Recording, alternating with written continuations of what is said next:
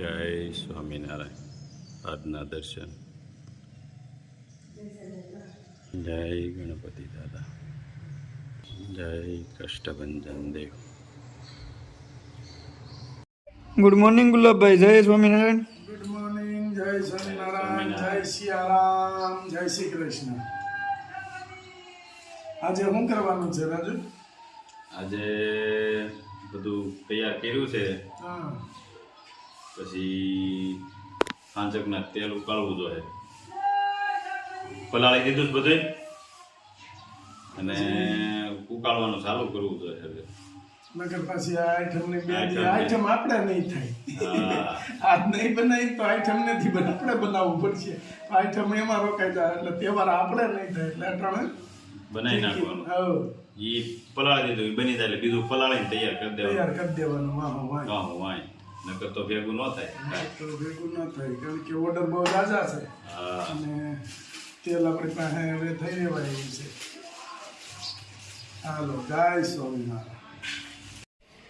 રાજુભાઈની ઘરે કંકુ પગલાનો પ્રસંગ હતો, બહુ સરસ રીતે પતી ગયો, હાઈ ક્લાસ. પણ એક ફરિયાદ બધાની આવી કે રાજુભાઈના ઘરના હસતા નહોતા જરા કે. પણ હવે એમાં પેલું વેલું હોય, નાના માણસની દીકરી છે, બિચારા કોઈ દી જોયું ન હોય, ક્યાંય આવા પ્રસંગમાં ગયા ન હોય એટલે એને થોડું બોલું લાગે શરમાતા વધારે થોડાક. બાકી બીજું કાંઈ નથી, બહુ વ્યવસ્થિત છે, ઘર વ્યવસ્થિત છે, નાના માણસો છે અને થોડુંક આમ આપણે અહીંયા થોડુંક સજાવ્યું હતું એટલે એને થોડુંક વધારે લાગ્યું કે નહીં આવું બધું એમ. એટલા માટે બાકી કોઈ તકલીફ બીજી છે નહીં. ઘણા મારે ફોન આવ્યા કે રાજુભાઈના ઘરના હસતા કેમ નથી, પણ થોડાક આમ ધરબાઈ ગયા હતા, આમતામાં ધરબાઈ ગયા હતા. કારણ કે 12 જેઠાણી થોડા ઘણા 12 જેઠાણી આમ વીટી લીધા હતા ને બિચારા ધરબાઈ ગયા હતા, બીજું કાંઈ નથી. અને રાજુભાઈને એના પ્રમાણે પાત્ર સરસ મળી ગયું છે.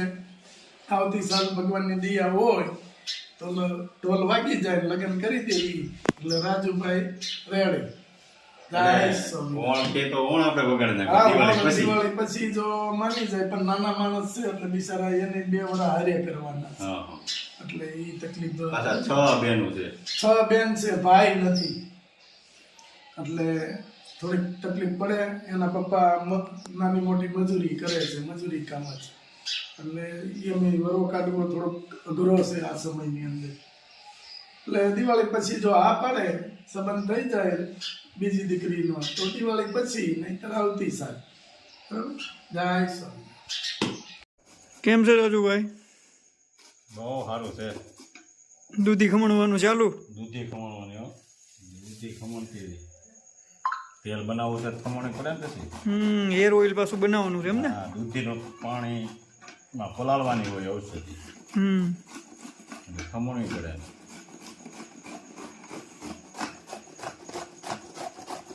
સરસ.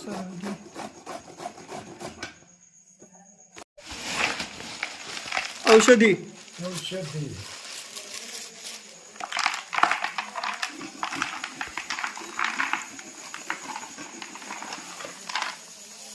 સુગંધ જોવાની, સુગંધ ઔષધિની આજકાલ જોરદાર સુગંધ છે. બાકી મસ્ત સુગંધ છે. જો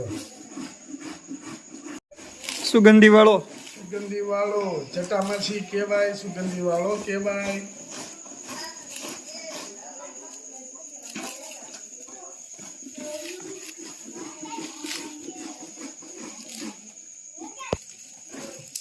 જ્યાં ભરપૂર માત્રામાં તેલ આપણું જાય છે એટલે તેલ તત્કાલ બનાવવું પડે.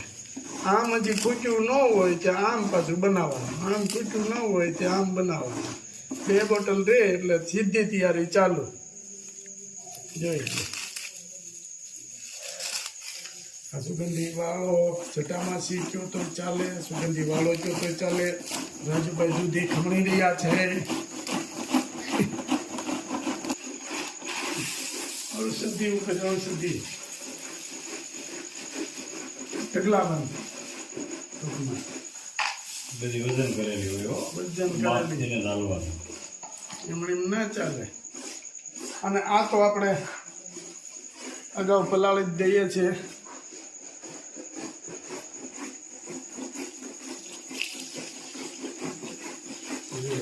એને કેટલો સમય પલાળો છો ગુલાબભાઈ? અને 2 દી પલાળવી પડે. ઓછામાં ઓછી 1 દી ને 1 રાત તો પાકી જ એમ. એટલે 24 કલાક. 24 કલાક. 24 કલાક તો પાકી પલાળવાની જ. થોડું પાણી ઘટશે. હું દેતો આવું. ખમણાઈ જાય. કેમ છે રાજુભાઈ તમને? આપને સારું છે. સુધી ખમણાઈ ગઈ થોડીક રહી. તો ભગવાનની દયાથી સારું છે. હા. આપણે ઉપાડી નથી. બધી ખમણાઈ ગઈ છે રાજુભાઈની. આપણે દૂધી હતો નાખી દો. દૂધી નાખી.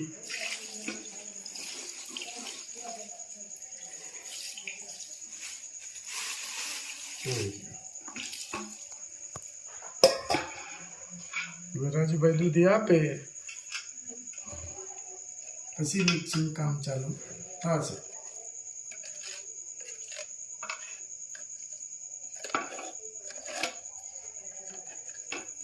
રાજુભાઈ થોડુંક ધ્યાન રાખજો હો ભાઈ. કેમ? હા, એક રાજુભાઈને વહી ગયું છો તમે નો વગાડે છે. ભગવાનની ભગવાનની દયા દયા. હોય. વાગે એવું તો હાયલા જ કરતો હોય. થોડું ઘણું બધા થતું જ હોય. એવું તો થોડું ઘણું અને ઓલાની જોડે ખેડૂત દીકરાને એવું તો હા આગળ નહોતા વિનુભાઈને આખો અંગૂઠો નીકળી ગયો. હું થયું તો કે આખો હા, ઈ અંગૂઠો નીકળી ગયો છે તો કે જરીક વાગ્યું છે ઓલો ઝાપો ઈ કે. હા, એણે કીધું ને કે અંગૂઠો પાક્યો છે એમ. હા ઈ કે જરીક વાગ્યું ઝાપો ઝાપામાં એમ. મને પૂછતા હતા શું જ ભાઈ તને શું થયું? મેં કીધું 1 તારીખે અકસ્માત થઈ ગયું એમ કે. હવે તો આ જૂનું થઈ ગયું. હવે તો સારું થઈ ગયું. નહીં, આજ પાછા ટાંકા તોડ્યા એટલે આજ પાટો બાંધ્યો હોય ને. હા ટકા તોડાય ને કેમ ને? હા, આજે તોડાઈ નહીં જાવ કમ્પ્લીટ. હો. વાત છે લ્યો. એટલે આજ પાછો પાટો બાંધ્યો હોય એટલે વિનુભાઈને આમ નહોતી ખબર. મિક્સિંગ તો કરવું પડે ને પલાળવું પડે.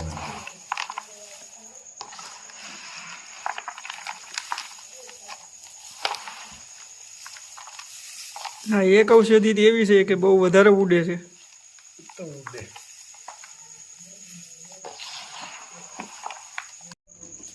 અને મિક્સરમાં કાઢવાનું બોલો ભાઈ. તો જ રસ છૂટો પડે.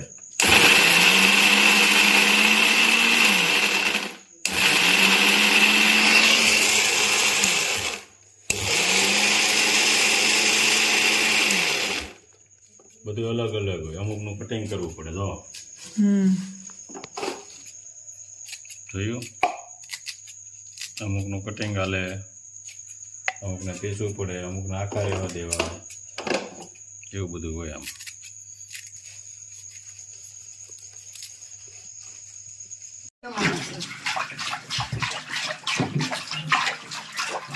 આ તલ લઈને કઢાવ્યું આજકાલ. ઘરના તલ લઈને પીલાવ્યું.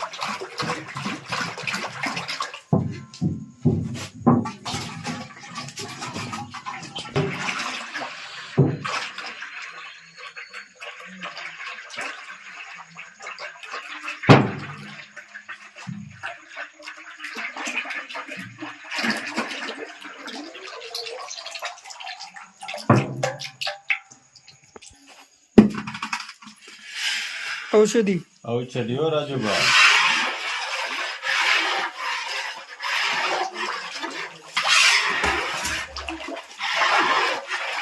તો બધી વેરાયટી આવે છે. આ લીલી ઔષધિ બધી.